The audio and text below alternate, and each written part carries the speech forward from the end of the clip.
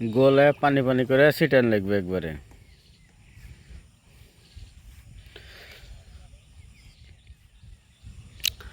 আসসালামু আলাইকুম। আজকে আমাদের পুকুরে লবণ দিচ্ছি। আসলে এই লবণটা কোনো রুটিন কোনো ডোজ না। পুকুরে একটু উকুন পোকা হয়েছে মাছে, এইটা প্রকোপটা বেশি বাড়ে না আর কি, সামান্যই আছে। তো সেই জন্য আসলে লবণ দেয়া। তো লবণ যে শুধুমাত্র মানে অ্যান্টিবায়োটিক বা মাছের রুচি বৃদ্ধি করে তা না। লবণ দিলে কিন্তু মাছের শরীরে যে প্যারাসাইটগুলো থাকে সেগুলো কিন্তু নির্মূল হয়। তো লবণ দেওয়ার আসল মানে কারণ আমাদের এটা, এবং লবণ দেওয়ার মানে উদ্দেশ্য হচ্ছে মানে প্যারাসাইটগুলো নির্মূল করা।